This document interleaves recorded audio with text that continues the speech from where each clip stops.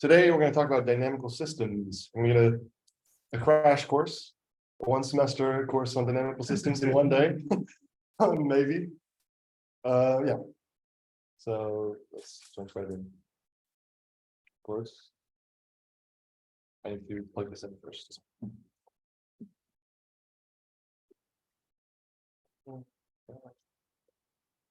Right. So yesterday we talked about phase transitions. The day before, we established this dictionary between statistical physics and learning theory.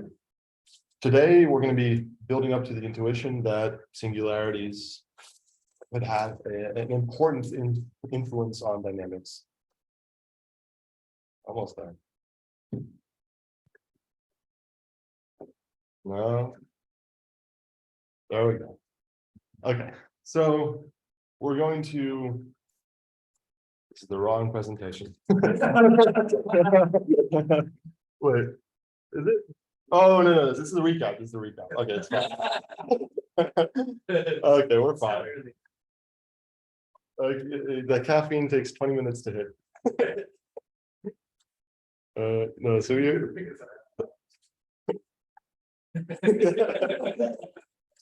Right. So to recap what we did yesterday in a little more detail, we went through this toy transition. We saw both first order and second order phase transitions. We went through the phase diagram of water, the simplified first pass of the phase diagram of water, and then we looked at the Ising model, and we started to get at the deeper findings of statistical physics, things like criticality and universality. Yeah, and the point there was that somehow qualitatively, at the large scale, phase transitions are the important changes. They're the ones that matter from the qualitative perspective. Okay, so today we're going to be sketching a few more phase diagrams, but they'll be dynamical phase diagrams. Yesterday, filled in the phase diagram of water. Today, they'll be, they'll have an interpretation. We'll start with a very simple intuition pump for why singularities might matter to overall geometry, and then we'll get to classifying dynamics of simplified two-dimensional dynamical systems. We'll move on to an example that I really like, the random neural network, which you can think of maybe as the dynamical generalization of the Ising model. And then we'll talk a little bit about SGD, like what the consequences might be for SGD. So the important conclusion to draw here is that the fact that a few local features determine the overall global behavior is not at all surprising. It's something that happens all the time, and just because these singularities are a set of measure zero does not mean they're not dominant in the overall picture of what's going on. Okay, let's start with the intuition pump. Okay, go back to high school.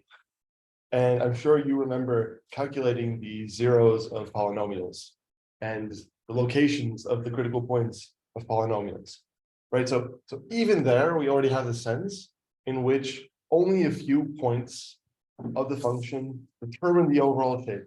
You only have to know where these critical points are and what their curvature is. And yeah, that describes a whole family of functions that have these properties in between them. But from the qualitative point of view, this is all you need. And so today, what we're really going to be arguing is that the same is true for dynamical systems. The same is true much more generally than just in this case. That's it for the intuition part. Let's get right into classifying dynamics. Right, so we're going to start with a very simple example and look at some linear dynamical systems. So the easiest systems to study. Then we'll move into the nonlinear dynamics, still in 2 dimensions. And finally, we'll talk a little bit about chaos. Yeah, so linear dynamics. Before we even get into, the 2-dimensional case, let's talk about the 1-dimensional case. Right, so I'm a physicist, so I use x dot to refer to time derivatives. But here is a very, very simple, dynamical system. The derivative of x is equal to the value of x times some constant a. Right, and what does this describe? This describes exponential growth or decay. Why is it a minus sign? There shouldn't be a minus sign. In any case, supposing A is negative and I get rid of this, you get decay, right? Or the opposite in the opposite direction, it blows up. Okay, so let's move to the two-dimensional case, where now x bold is this vector of x and y, and we're multiplying it by some 2 times 2 matrix. Right. So what are the dynamics going to be like here? Well, it'll depend on whether we're looking at the real numbers or complex numbers. And so you do the same procedure, you get the same answer, right? It's still going to be exponential. You're going to exponentiate the matrix A, and there's some subtlety here because like I'm hiding away the fact that you have to define what the exponential of the matrix is. But in any case, it has the same solution. And so what you find is, you diagonalize this, you express it in terms of the eigenbasis of this matrix, and you get the exact same solution just in the 2 directions of the eigenvectors. So linear systems are very simple. Once you've transformed them to the eigenbasis, they're very well behaved. With the caveat that some things can kind of change when you move to complex numbers, complex valued eigenvalues. Okay, let's get the simplest harmonic oscillator. My first true love. The Humble spring, right? So we have some mass hanging down from a spring. The spring has this constant associated to it called K. And so Hooke's law tells us what the force experienced is on this spring, and it's proportional to K times this distance from the equilibrium set point here, which we call X. Okay. And so the equation describing this is the following, right? M, the second temporal derivative of X, acceleration. So again, if I just move this to the other side, it's force, I just get Hooke's law. Force is proportional to minus K times X. Okay, so you can just solve this relatively easily, move everything over to the side, and you end up with oscillatory solutions, some combination of cosines and sines. And then the constants are to be determined by the boundary conditions. Oh, right. So you can end up writing the solutions to this problem as follows. So the thing you do is you break this apart, right? So here we have a second derivative. We're going to want to rewrite this as a system of 2 variables, x and v. And we link x and v just because the derivative of x is v, and then the first derivative of v is expressed in terms of x. And so then, we've reduced it to this very simple case that we already looked at. Yeah, so the solutions correspond to circles, really to ellipses, depending on what the value of omega is here. So it'll move in circles, where each circle has this associated constant to it E, and this is supposed to be suggestive. Yes, that's the energy, right? And so, much more generally, if you look at the energy landscape defined over this phase space, we're moving along level sets of this energy landscape. We're moving in circles in this space, or ellipses. Yeah, and so in physics, we especially care about these kinds of level sets because we have conservation of momentum, right? At least in mechanical systems, many of the systems we care about, there are these conservation laws that mean we stay on level sets. We care very much about conservative dynamics. Okay, so let's go look at a slightly more complicated example. So these are the same solutions we had before for a 2-dimensional dynamical system, right? And now suppose that A has this shape. So we've already diagonalized it. So we're already in the correct basis if we just talk about x and y. And so the coefficient on the y term is -1, and the coefficient on the x term is A. So for now, A is just real. There you go. And then the solutions are as follows, right? Exactly what you would expect. It's still just the 1-dimensional case. in each case. Okay, so what does this look like? They're just independent exponential decays in the two different eigendirections. Well, if A is less than -1, then it's decaying faster along the x direction than it's decaying along the y direction. So, in the y direction, it's decaying to 0 because e to the minus t term here. So if you take t up to infinity, then this will just go to 0. And the same is true here. If A is negative, then you take t up to infinity, then this will also go to 0. So it'll converge to the origin. But the fact that A is the magnitude of A is larger than that of this 1 over here means that the dynamics attract faster in the x direction. Okay, so what if A is equal to -1? Well, then the rate of convergence is exactly the same in both directions. Right, and first, if A is still negative, but it's smaller in magnitude than -1 determined from the y, then it'll attract faster to the y-axis than to the x-axis. What about if A is equal to 0? Well, if A is equal to 0, you just plug it in. You get e to the 0 times t, so that's just a constant, and x isn't changing. X is just fixed at whatever its value is. And so the movement is only along the y direction. And finally, if A is greater than 0, well, then this top term will diverge as you go off to infinite time. And so along the x direction becomes repulsive. Trajectories get pushed further and further away. There's still a fixed point at 0 because you can always fit in 0 in these equations and get out 0. So it's a fixed point, but it's no longer stable. A small change there would push it very far away. Okay, so all these points have names. So these are stable nodes. You got the star over here, right? The star is it tracks the same rate in all directions. There's this line of fixed points here, and then we have the stable manifold, the points that get attracted to this fixed point, and an unstable manifold that goes off to. Okay, so that's kind of it for the real case. I mean, just take a step back. The main generalization you can have here is now we could let the term in front of the y also vary, and so you could get repulsive dynamics in the y direction. But it's just going to be like a rotation. It's basically all the same thing at this point. The only qualitatively new thing you could get is that if both eigenvalues are positive, then this will become repulsive in both directions. So there won't be this stable line. Yeah, so the next question is, what happens if we go to complex numbers? What if we have complex valued eigenvalues?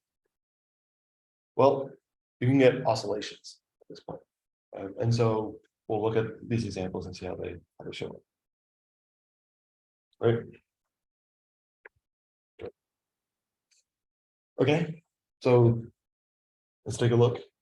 It turns out you can solve these dynamics in full generality, right? You can just, for the two-dimensional case, just to express the eigenvalues in terms of we're going to re-express it in terms of tau and delta, and see how the eigenvalues change in terms of if these new parameters. Yes. Is there any reason you are thinking A is back? Let's see.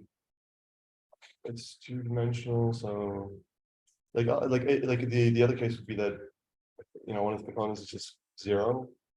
For the two-dimensional case, it's not a problem. For higher dimensional cases, it is. Trace. Yeah. The trace. Oh, the trace. Sorry. Oops. Yep. How should be trace? So many slides. I just copied it up. Anyway. So it shouldn't be a problem. Okay. Yeah, so yesterday we looked at the phase diagram of water. Today we're going to look at the phase diagram of this linear dynamical system. we're going to understand all the dynamics that take place here. So on the x-axis now we have this delta, which is the product of the diagonal, well, the product of the diagonals and the diagonal isotopes, the product of the eigenvalues, and tau, which is the trace, so it's the sum of eigenvalues. Okay, let's start by talking about what points here are stable and unstable.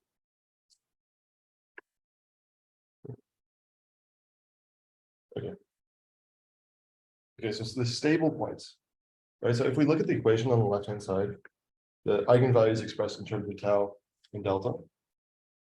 If it's the case that delta is greater than 0, and tau is negative, then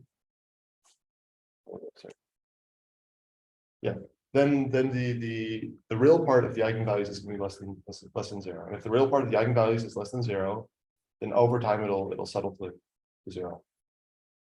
Yeah, and so these points involve stable solutions. The fixed points we'll find here are stable. Meanwhile, everywhere else, there's something that's unstable. So if we look at the right-hand side past this line, it's just the inverse of the case we just looked at. On the left-hand side, if tau is negative, and then it doesn't matter what choice of these parameters you have, because there will always be a solution that's negative.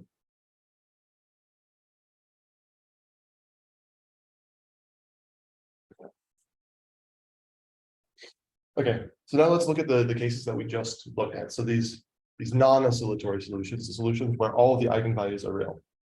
So these correspond to these regions. And so the top will be unstable, the bottom will be stable. And that's because you can just plug it in. If tau, the absolute value of tau, is greater than 2 times the square root of delta, then the term inside the exponent will always be positive. And so you just end up with real solutions. On the other side, we also saw at this point these saddle points where some of the directions are attractive and some of the directions are repulsive. That takes place over here, where delta is less than 0, because if delta is less than 0, well, first of all, this term, the second term under the square root, will always be positive. So this term under the square root will always be positive, and so the eigenvalues will again be real. But now, this term will be larger than the left-hand term, and so regardless of the value of tau, one of the solutions will be positive, one of them will be negative. So they'll be opposite valued eigenvalues, opposite sign eigenvalues. Okay, and we saw this solution, right? So this line of fixed points where one of the eigenvalues is 0, and so that takes place, exactly where delta is 0, because then there is one solution where tau minus tau equals 0. And so this is where we start to get into new territory. So what can happen is, okay, not quite new territory yet. So if the eigenvalues are the same, and that can happen if this term here vanishes. So if tau squared is equal to 4 delta, then you just get 2 eigenvalues that have the same value, 1/2 tau.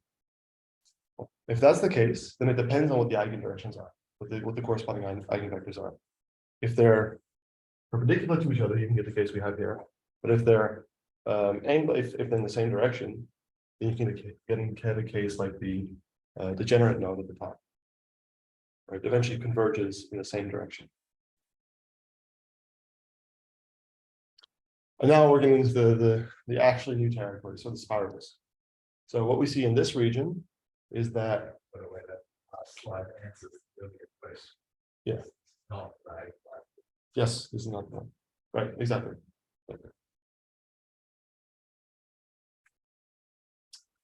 Yeah, so in here, it's the case that the second term under the square root is larger than the first term, and so there'll be an imaginary component to the solutions. So these solutions will correspond to rotations. And there's the last piece of this puzzle, and that's on the center, where tau equals 0, and so the solutions are perfectly imaginary. totally imaginary. So there's no more attraction or repulsion to the origin or to the zero of that eigenvector. It's just rotation. And so that's everything on this diagram. You understand linear dynamics in the two-dimensional case. What now? Now let's take a look at the nonlinear case.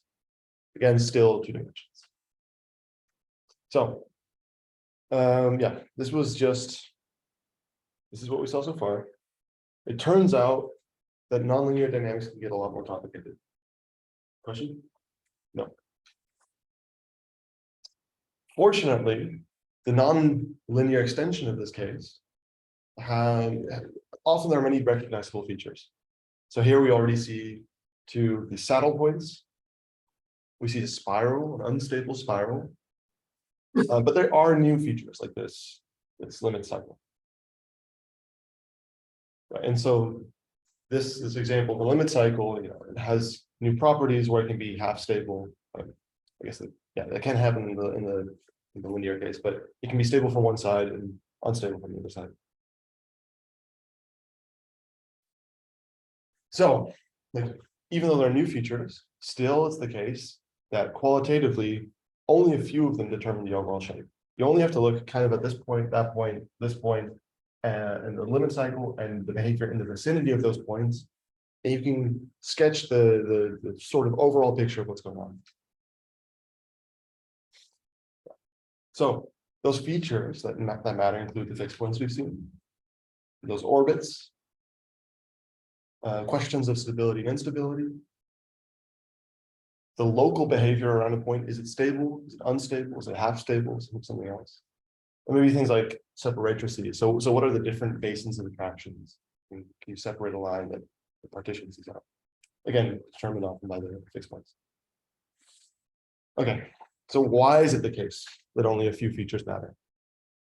Well, I'll only hint at some of the answers, but for example, there's existence and uniqueness theorem, which implies that trajectories can't intersect, right? Because if there's an intersection, then if you're at this point in phase space, continuing the evolution would push you in two directions. There are two different solutions that you could follow. So this restricts very much the kinds of trajectories you have. Second of all, you've got this Hartman-Grobin theorem, which tells us that in the neighborhood of this is in the neighborhood of hyperbolic points, which is kind of a misnomer. You shouldn't think of the saddle points we saw earlier, but anyway, points where there's a real component to the eigenvalues. The local behavior is topologically equivalent to the linearized behavior. So this is like the dynamical equivalent of saying we're allowed to Taylor expand and then locally, equate a function with its second order Taylor expansion. This is the dynamical equivalent of that. And so now let's look at a slightly more complicated example of the double well. So as before, we see that if we're close enough to the wells, it's just a simple harmonic oscillator. As before, just these. X-axis position, y-axis. Yes. Yeah. So x-axis is good. Thank you for bringing this up. Yeah. So that's something that can be a little confusing. Is usually you think of x and y, but here we're plotting x and momentum.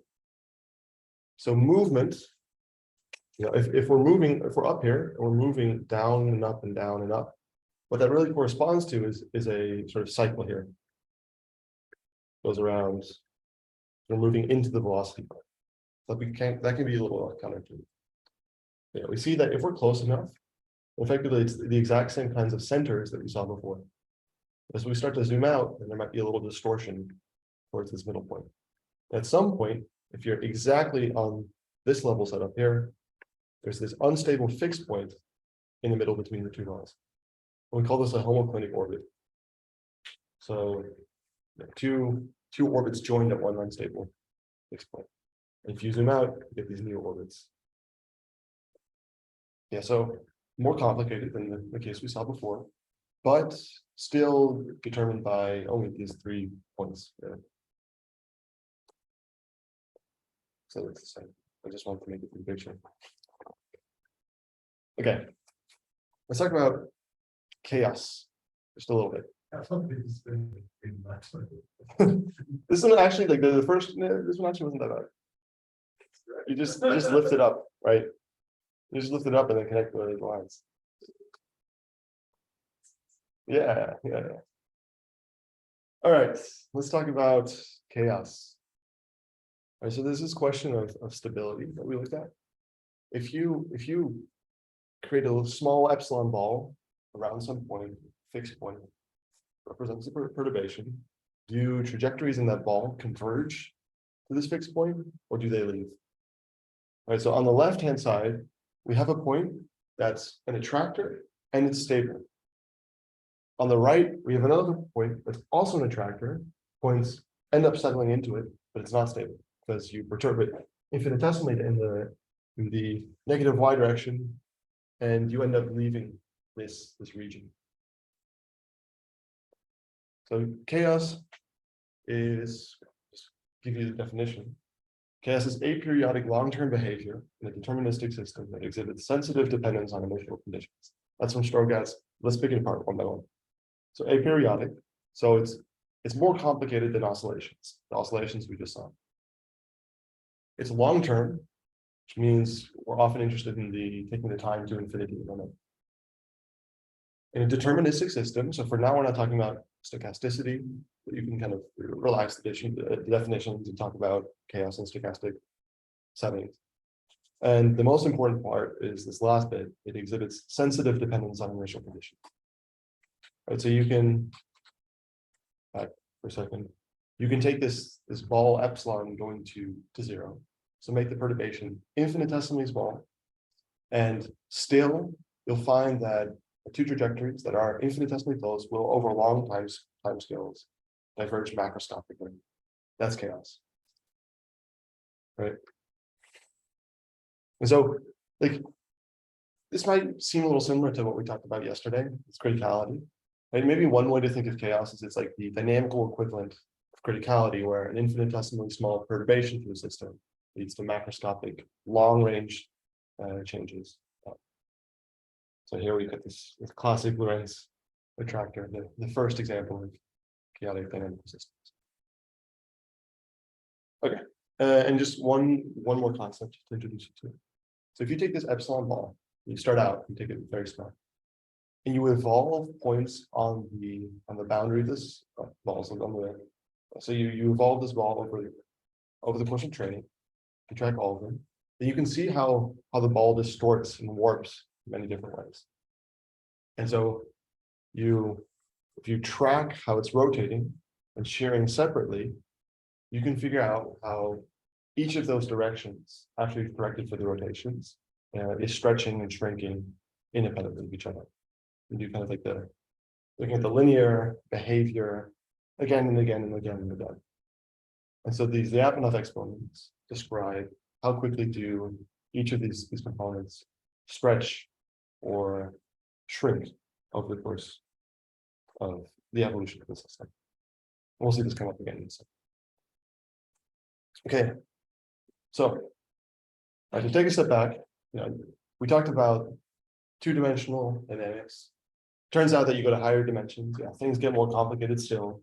But this general point of a few features of the law sign of the energy landscape, I'm jumping ahead, determine overall behavior ends up still being true. Now let's look at an example, the random neural network. Okay, we'll talk about dynamical phase transitions. So like the next steps in the phase transitions we talked about yesterday. Talked about universality in this model. It'll be a slightly different notion of universality from the one we talked about yesterday. And we'll talk about the critical brain hypothesis because it's fun. That may be relevant for a little bit for talking about some parts of neural networks. Okay, dynamical phase transitions. So I want to take a step back and raise the question of how do you model the brain? Okay, so there are two basic approaches in theoretical neuroscience to developing models of the brain. Let's say, two flavors of models. There are the spiking models in which you are trying to simulate reliably the dynamics of individual neurons. And so the problem with this is that spikes are nasty. They're very hard to work with in theory. Then on the other side, you've got the firing rate models, which work at a more coarse-grained level. So they say, hey, it's probably not the case that individual neurons actually matter. Neurons are grouped into these cortical columns anyway, and cortical columns up into larger structures. And so let's just average the behavior of these neurons over some small region. And so the former is based on the idea of temporal coding of information. It's the idea that the brain contains information in the exact times that each of these pulses takes place. And the second is based on the idea of rate coding, based on the idea that the brain encodes information and the overall rate of activity in the brain. So it turns out that this is an open question in neuroscience. We do not know whether the brain encodes information in rates or specific spike times. As probably some combination of the two, but still, like, get your act together. I mean, it's just very complicated. Anyway, but we're going to look at this second kind of model, the firing rate model, because it's it's simpler, it's easier. And so here the basic unit is not an individual neuron, but some coarse-grained function, maybe a cortical neuron. Okay, so remember the Ising model yesterday, right? We had spins, they were joined on a lattice. Here.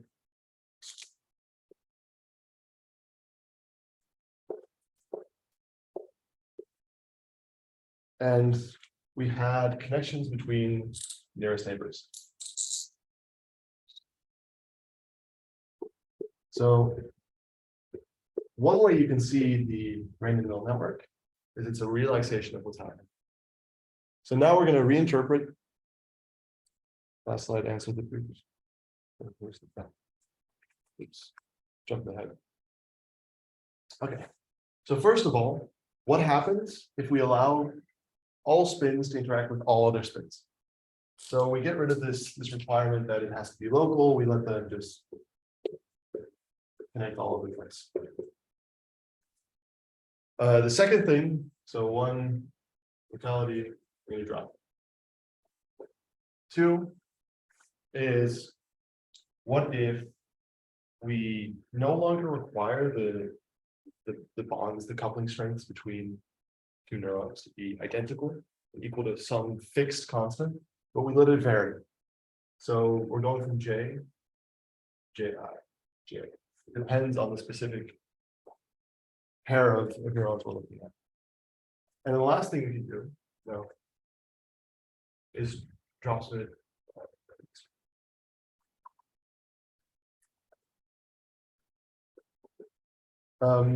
We are going to let Jij be different from Ji. But if you do just this, then you have a model of spin classes. I forget what the name is this particular model. But if you do this, then we get this one, and all of a sudden the dynamics become very interesting. And so in the 1980s, Sampolinsky and a few others were thinking about, like, what happens if we relax these conditions in to the spin glass model? What do we get then? So they thought, and they squinted at this model, like, hey, that could be a brain, right? Because the ups and downs we now interpret no longer as spins, but the activation of some visual points. Right? So really, there's a fourth relaxation.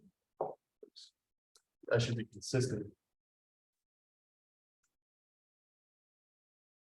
And that's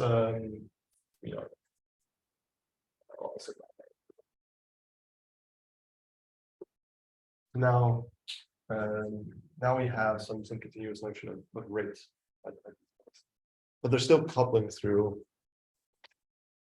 this rate after it's been passed through a tangent.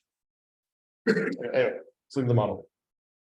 So the dynamics of HI proportional to minus HI. So if you get rid of the second term, you see this is just an exponential. In the absence of inputs from its neighbors, the neuron's activation will just settle to zero over time.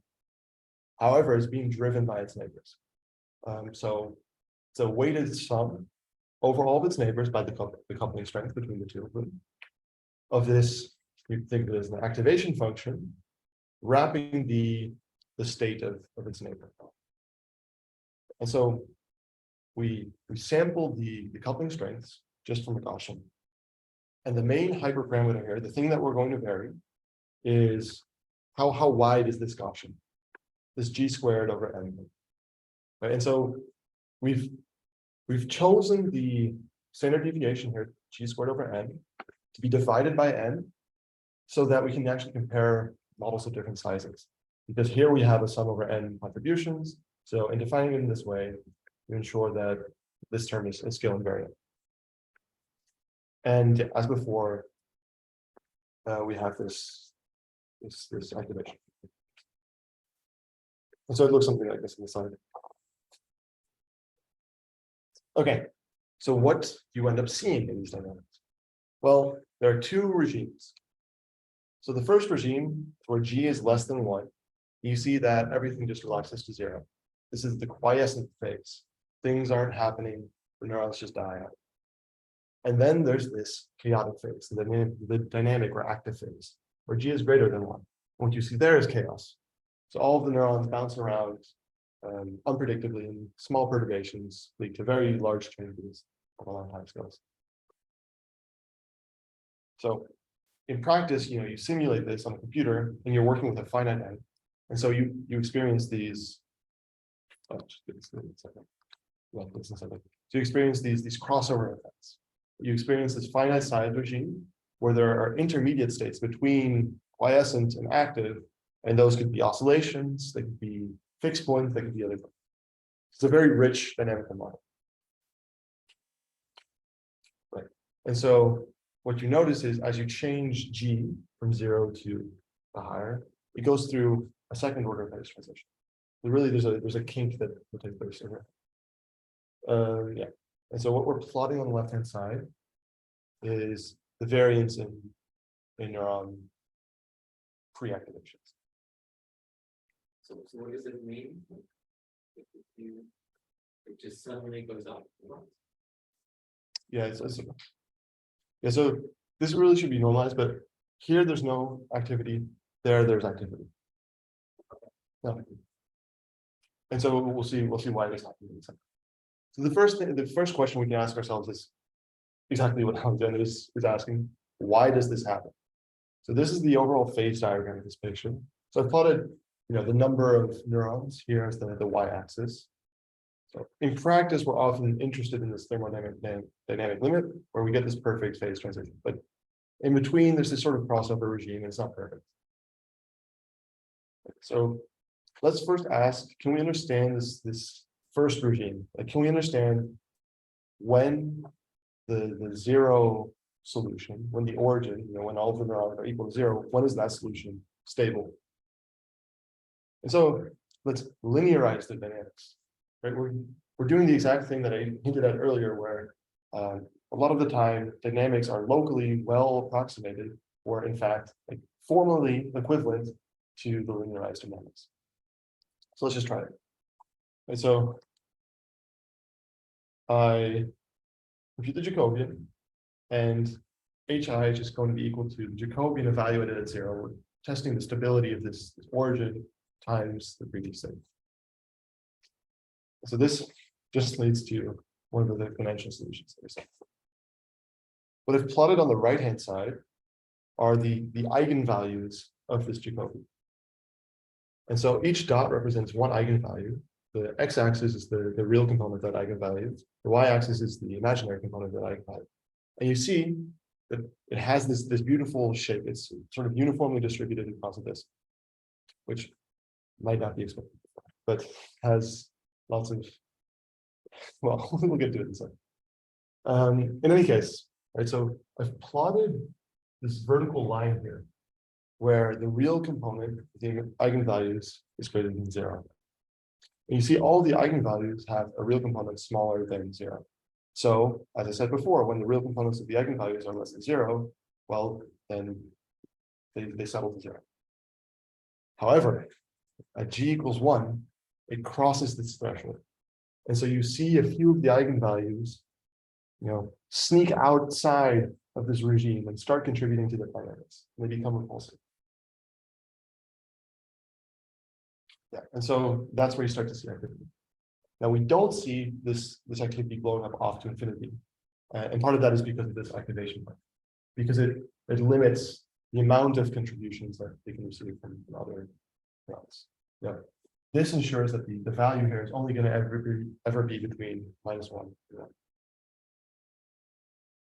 Okay, so that tells us already a little bit about this phase and why we expect there to be activity in the right hand side, but it doesn't tell us what kind of activity to expect, what the dynamics will be.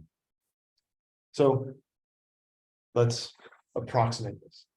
So the classic approach that led to the first solutions for the system looks like the following.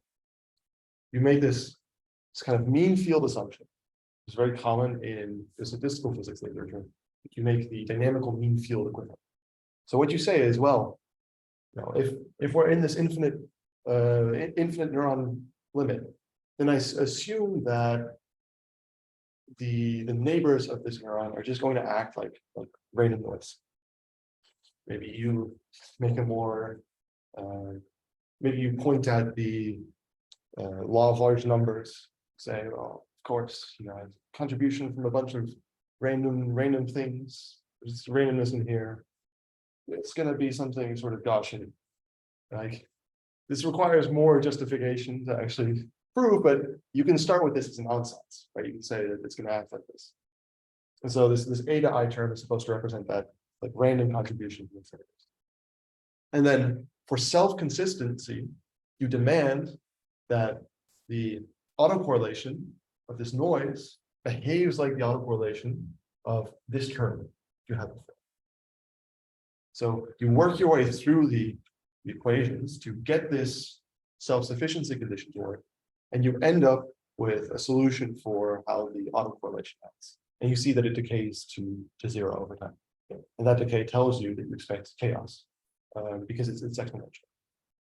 And so beyond this, you can then take the limits of going to 1 from the right-hand side or going to infinity. And in those limits, you can calculate the maximal Lyapunov exponents, which tells you exactly how the activity is. So, right, just checking the things that you're telling me. I'm not supposed to be able to like derive that now in my head, right? You're just describing your behavior.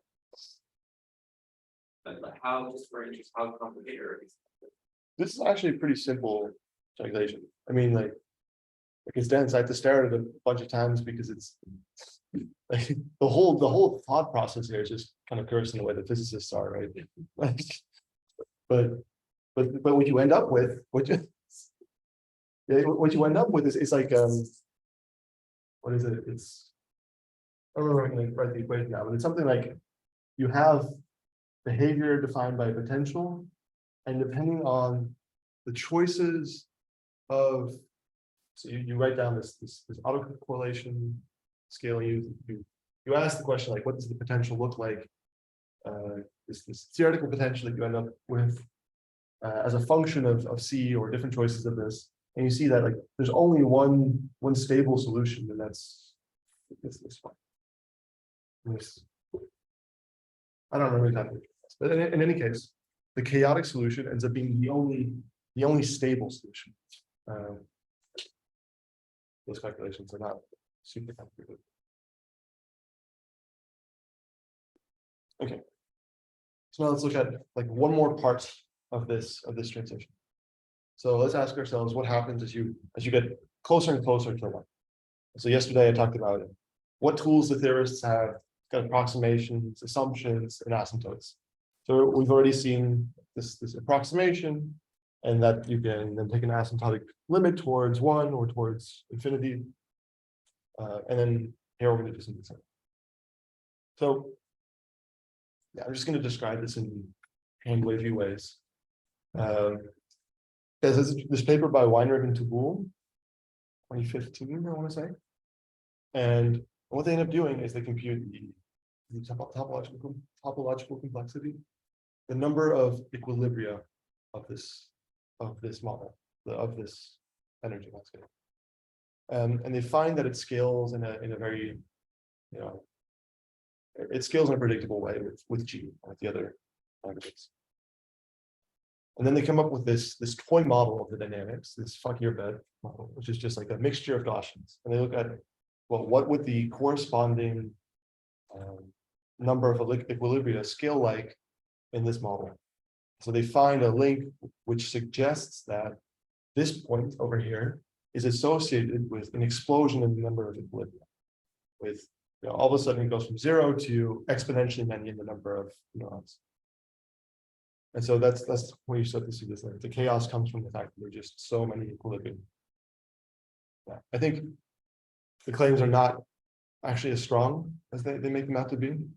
The fact that the number of equilibrium scale in the same way does not actually mean that this is a good model of what's going on there. So it requires more.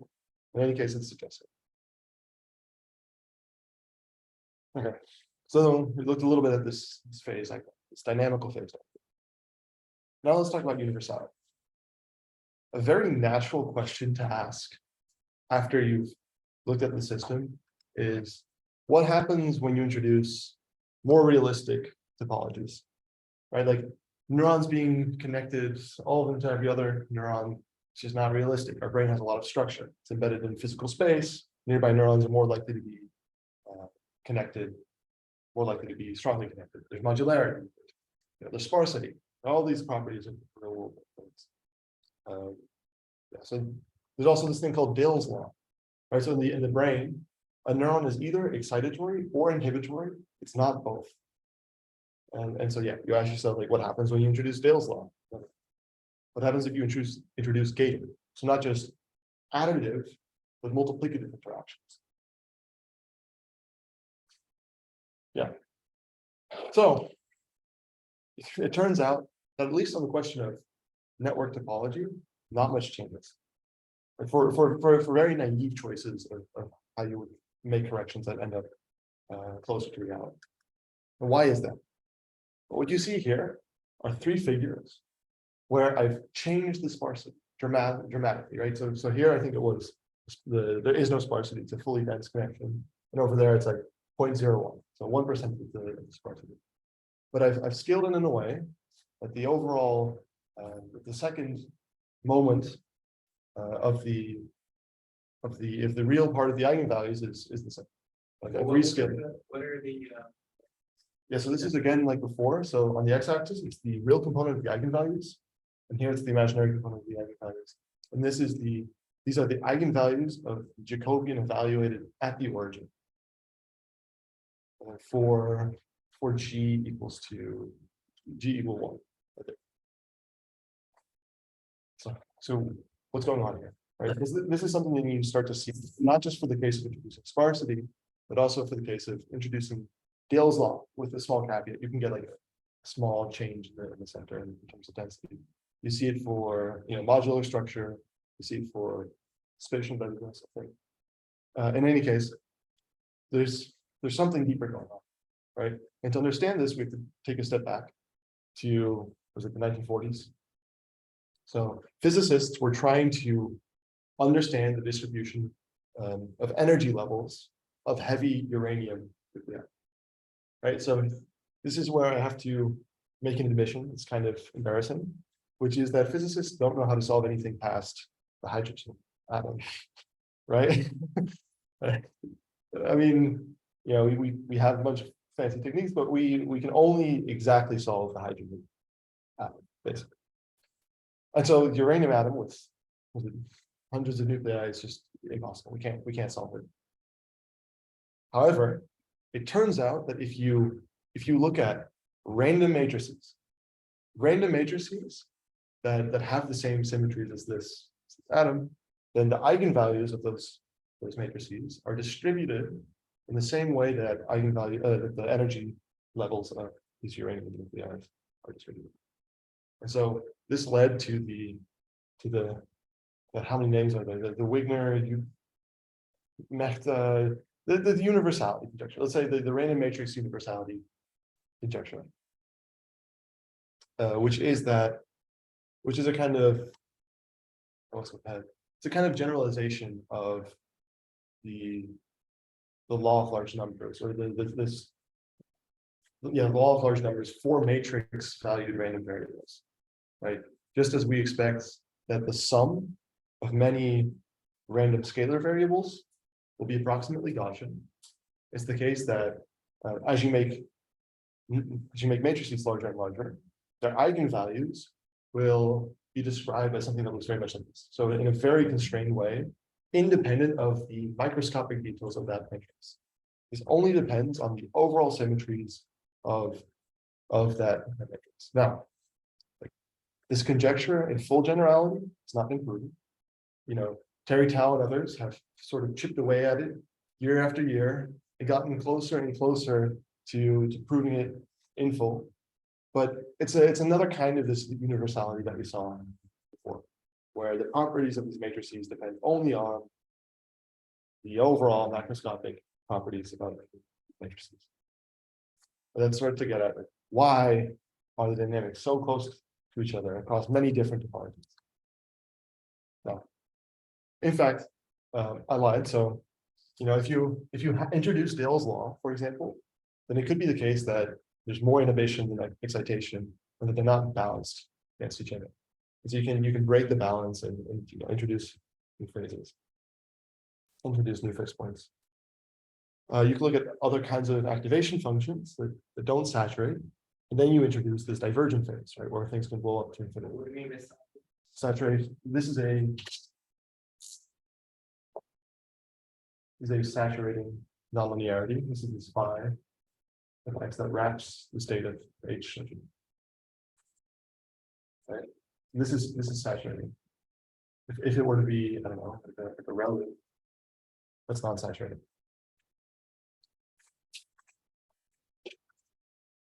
Yeah, and so what else? So I think that one of the more interesting papers in this line of research comes from Krishnamurti and all. And they look at the role of gating. So I think they introduce multiplicative interactions, and they get a whole bunch of new interesting phases that are suggestive for why it is that gated neural networks work. I guess we don't really use gated neural networks anymore. We don't use LSTMs anymore, but in any case, it tells us that there are these phases where you get very long timescales, where you have metastability. And so this seems better able to do computation than other points.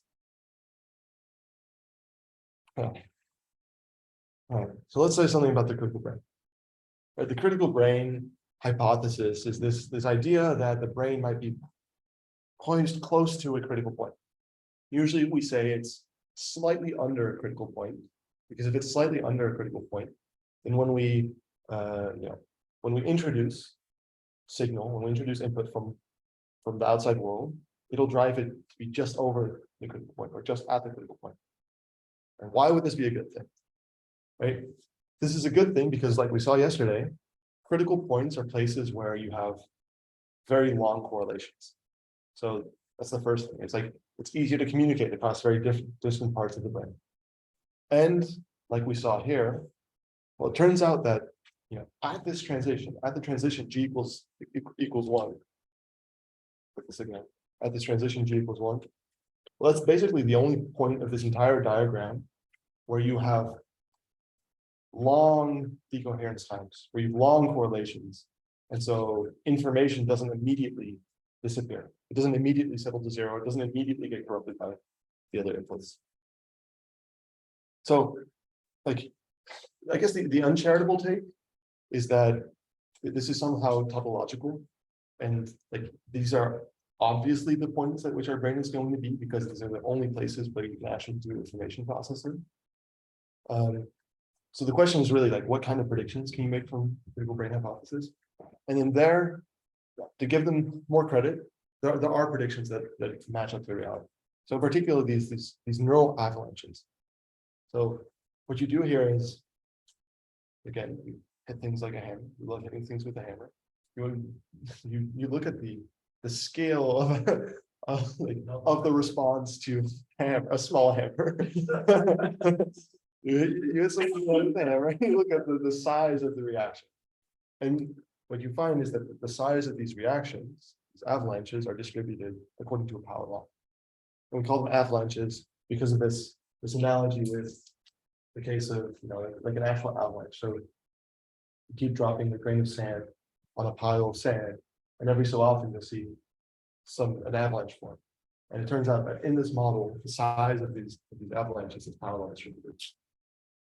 So, to the best of my knowledge, I don't think we can predict the critical exponents associated to these avalanches. But at least, this tells us that yes, there are real impacts, real measurable impacts besides just saying obviously that this is where information processing happens. Yeah, and this is relevant for neurons too, right? So you have this question of vanishing or exploding gradients. And for a long time, this seemed to be a problem where as you made networks deeper, it was the case that the gradients either disappeared or they went off to infinity exponentially. And again, what we see here is you need to initialize your model close to a critical point where the gradients can propagate backwards at sort of roughly the same scale. A good place to look for this is, for example, the principles of deep learning that we talked about a little bit earlier. So what you see here is that as the epochs progress, the gradients evaluated over some layer of this model vanish. They spread out and then become exponential. Yeah. So the right initialization scale to avoid this. Okay. Let's say a few words about SGD. So this is something about trajectories and densities. This is building on a few words I already said in the first physics lecture. And then we'll talk about the role singularities might have on SGD. Yeah. Great. So trajectories. And densities. Right. So the slide I showed in physics 1 was this one. And so there are two approaches to describing dynamic systems. And so far in this talk, I've only talked about this trajectory picture. Really. So you have a specific state, and you look at how that state changes over time. And that traces the trajectory through the space. So like this correspondence where you can describe a system in terms of the individual positions of its particles and trace those over time. Like it's computationally intractable very quickly, but in principle, you could do it in the physical case. And that corresponds to, for example, the fact that in neural networks, when we're doing SGD, we have the actual choice of weights, and we're iteratively updating it over time according to the equation given to us by SGD. And then there's this picture of densities, where you're looking at the evolution of a probability density over states. And this is much more common in physics because we don't know what the initial state is, right? We have a lot of uncertainty about what the exact macro states are. And so this is some more charitable thing. It's just what ends up looking better a lot of the time.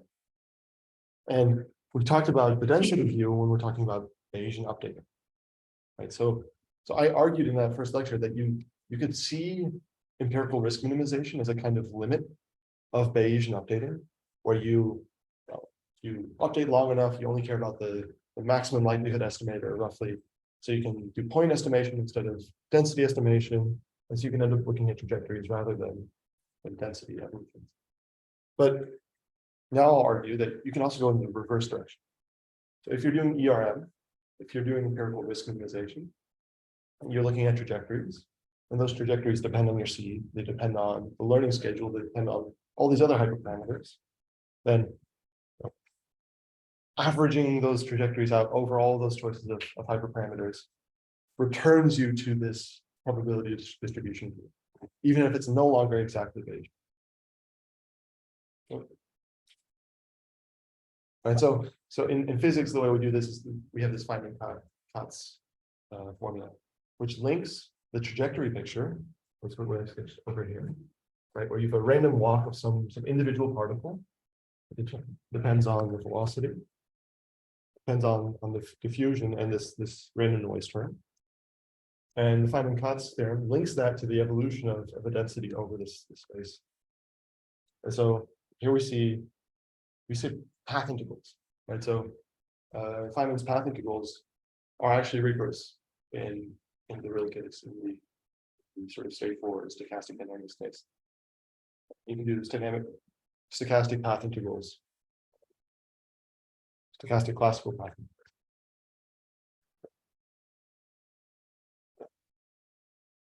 Okay. One more thing to say about this. Just want to highlight this one paper, stochastic gradient descent, is approximate Bayesian inference. So what do?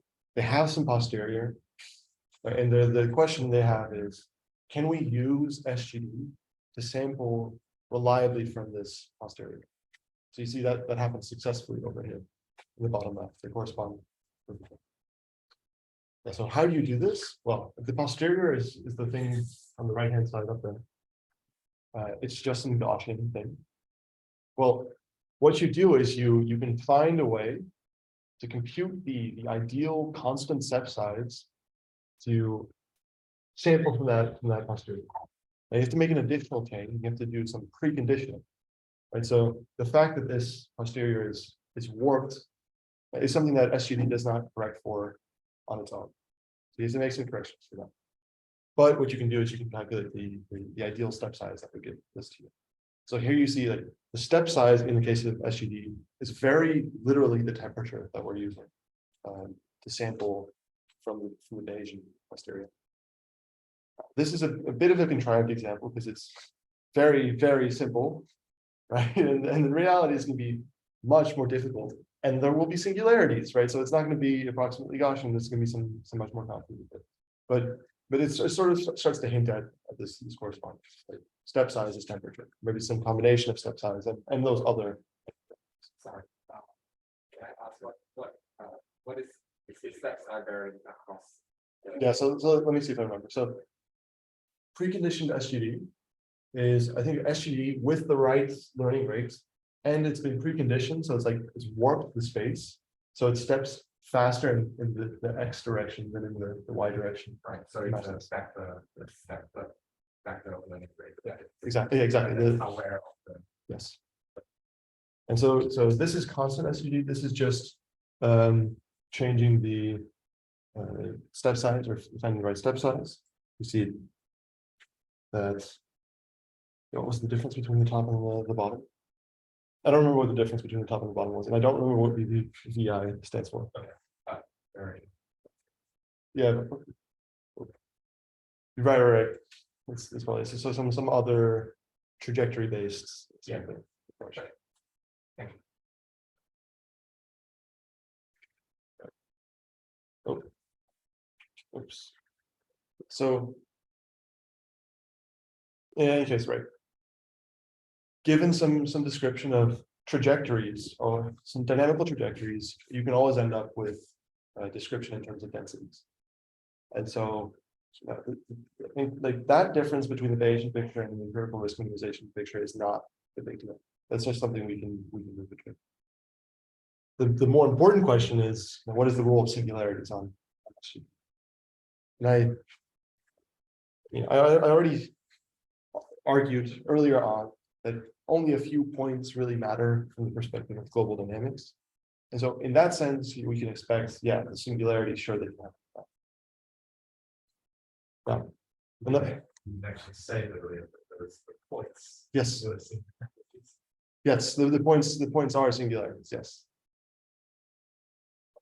And then, I mean, the singularities we're interested in are going to be nastier, more complicated, and degenerate, not isolated, and all kinds of nasty things. But still, the same overall point stands. And so one intuition to share, not a complete one. It's not, shouldn't over update this. But I want you to think about a particle that's moving along some variety. So it's trapped on this line. It can't move on. So one way you can think about this is it's like the long time limit, the long training limit. You've gotten stuck at the bottom of the well, at the bottom of the cave. So you're only moving, left or right. That's going to be due to maybe regularization or something like that. So if this is the case, then you can think about the singularities acting kind of like a trap. Right, so if I'm taking a constant step along this curve, this place, then like I have 1, 2, 3, 4, 5, 6 options for where I end up next, roughly. And most of those push me closer to the singularity. So just if I end up here, I'm just going to spend a lot more time bouncing back and forth and staying around. And this is an intuition we know very well from the study of dynamics on discrete systems, on graphs, right? Where if you have a random walker on some arbitrary graph, the amount of time it spends at a node is proportional to the degree of that node. Is this exactly the picture we should have in mind for SG? No, but at least serves as a kind of example of what role singularities might play for our student. Yeah, so the more important question really is, singularities, are they good or bad? So Dan already hinted at this, that a lot of the conventional information, geometer's picture of singularities is that they are a nuisance to be avoided. It's just, yeah, so what we see already from the Bayesian picture is that singularities are essential to learn. They are the reason that neural networks are as good as they are. And though much more work is required to understand exactly what influence they have on dynamics, they probably dominate the dynamics of these SUV trajectories. Okay. So we went through an intuition bump, very simple example from high school, it's not even calculus, high school algebra, right? We looked at classifying dynamics, two-dimensional dynamics, nonlinear, linear, a little bit of chaos. The chaos showed up again when we talked about random neural networks. We talked about this dynamical phase transition, universality in this model, the critical brain, and the importance of the initialization skill. And we talked a little bit about SGD. And this open question of what role do singularities actually have on SGD? Next, I think tomorrow, Dan's going to take over with catastrophe theory. So until then, thank you.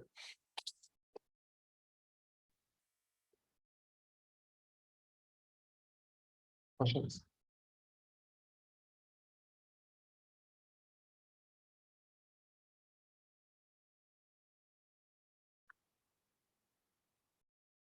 No question. Yes. That's it. You have experimental confirmation of this on a network with non-trivial size. Like, does a trained endless classifier end up at a singularity?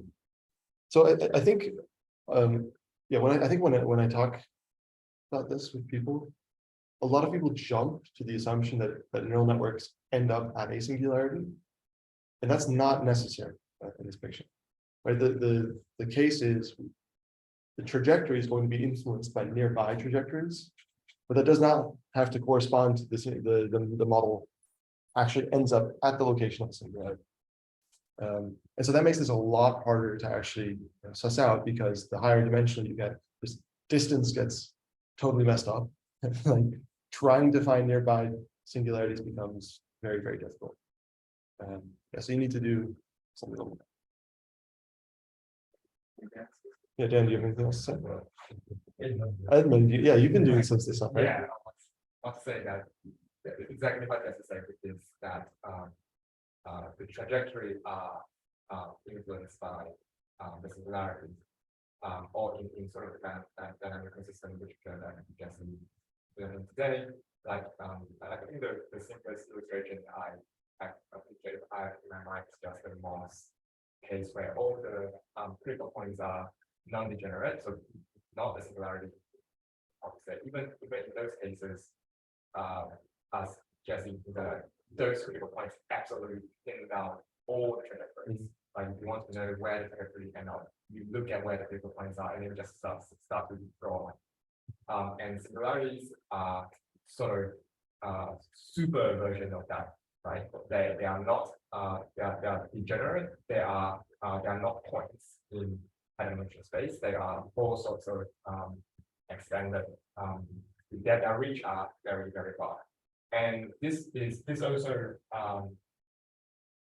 answer one of the previous question, or maybe was a question in Discord about since those critical points and singularities forms a measure zero set, and therefore its influence seems to be at the negative zero set. That is not the case, right? Specifically, the trajectory is influenced by them. But yes, actually, the likelihood of the endpoint of your dynamics, particularly SGD, since it is stochastic, the probability of it ending up at this negative zero set is minuscule. But it is how it goes, where it goes, is actually influenced by them. And this also makes the study of it not the study of SGD or the posterior or any kind of learning problem. The study is not about the point, characteristic at a point. It's about the neighborhood of these similarities, which is kind of why we talk about integrals, why we talk about the posterior mass in the neighborhood of critical points. To actually answer the question, so while we don't expect SGD obviously to end that point with a set of -0, still controlled by the learning rate, temperature expected some sort of achievement around the most generous. I think that's the question that probably could ask. And we do indeed see that even at current network. Let's see.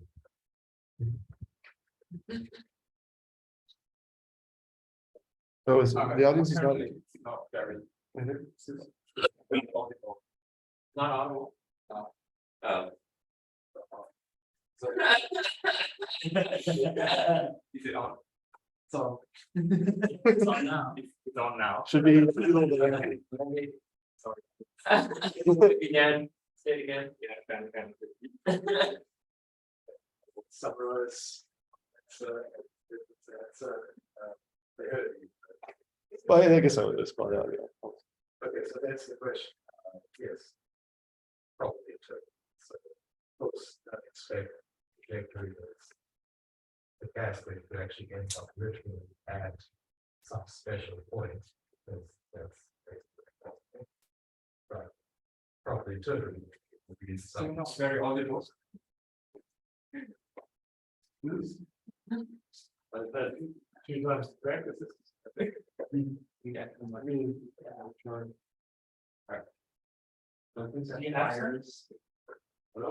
Oh, no, it doesn't have people here.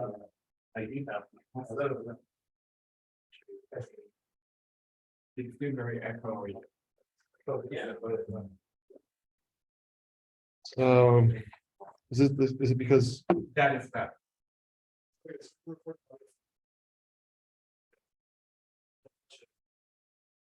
Hello, testing. Yes. technical faults?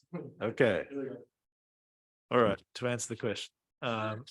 No, you won't end up literally at the singularity because that's not realistic. This is a system with finite temperature. So you expect it to be in some tube of some radius controlled by that temperature. And indeed, we do believe that to be true. And you can see that in non-trivial networks trained on, say, MNIST, or at least that's our interpretation of some experiments. Earlier, Edmund also commented that the fact that you don't end up literally at these points and instead you're talking about neighborhoods is also an important conceptual point. It goes back to something Jesse said 1 or 2 lectures ago about how in statistical physics and in physics generally, you sort of look a bit askew at the idea of talking about individual points or individual microstates, because this is like the idea of a microstate is more part of the map than part of the territory, right? They're not in some sense real. What is more real, at least the dogma says, is like integrals over regions of spaces, regions of the space of microstates. And similarly, I mean, that's why integrals of the Bayesian posterior pick up contributions from the geometry in a way that just point estimates don't. So the fact that you end up in a region of this deepest singularity is, and that you have to pay attention to the geometry of the whole region is one of the reasons to take the geometry seriously.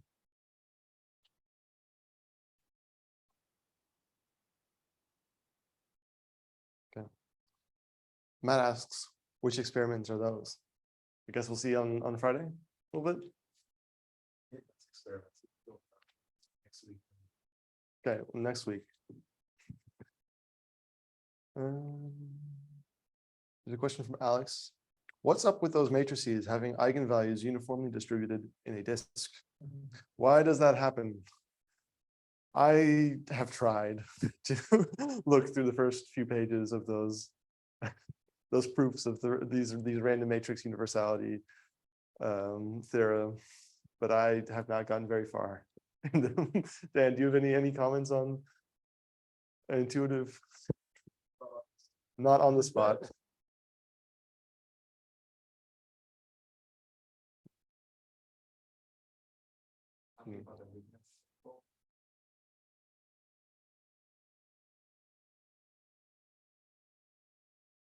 It really is. It's like I think the intuition is really central limit theorem for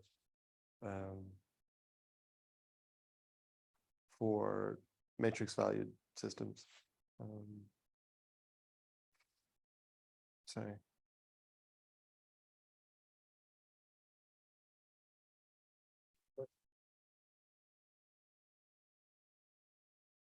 Maybe intuition here, and like, how do you find the eigenvalues of a matrix? You do this, what's the name? This iterative procedure, find the determinants. Like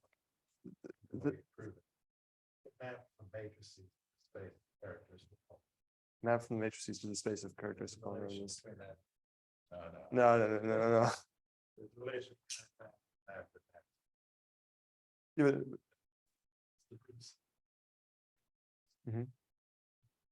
Like to talk about exactly random space matrix.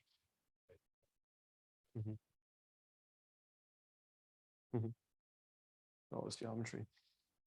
Of course. Yeah. Yeah. Okay. Any other questions? Okay, all right, one of these is maybe gonna work. I have kind of a basic question. So am I right that the overall story is going to be something like, look, the truth, well, like what's the correct neural network for us to find? It's going to be on one of these like singularities with lots of lines or planes coming in or something like that, because that's like effectively lower dimensional and I don't know, encodes knowledge or something.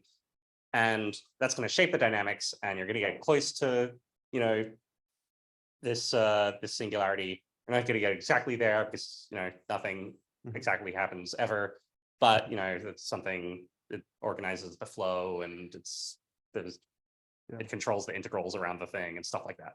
Is that like roughly the story I should have in my head? Yeah, exactly. I think there's probably another stronger statement. This is where you guys should jump in as soon as I start saying something wrong. All right, I talked about Bayesian inference as this like max ent version of learning. So if SGD is a deviation away from that, like I think it would be more surprising if that deviation is going to put less probability mass on the singularities than if it ends up putting more probability mass on the singularities.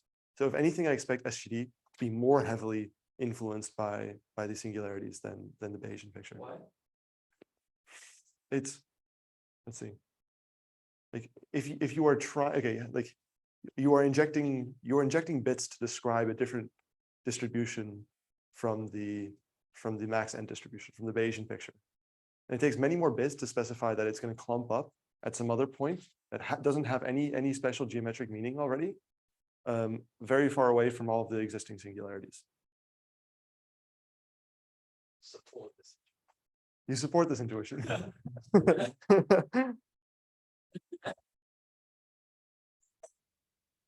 One interesting point is that parameters with singular Fisher information matrix are among parameters that achieve zero loss in a finite data set in the overparameterized setting.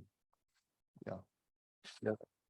So I guess we'll talk about double descents, right? You'll talk more about double descent in this overparameterized setting. Yeah.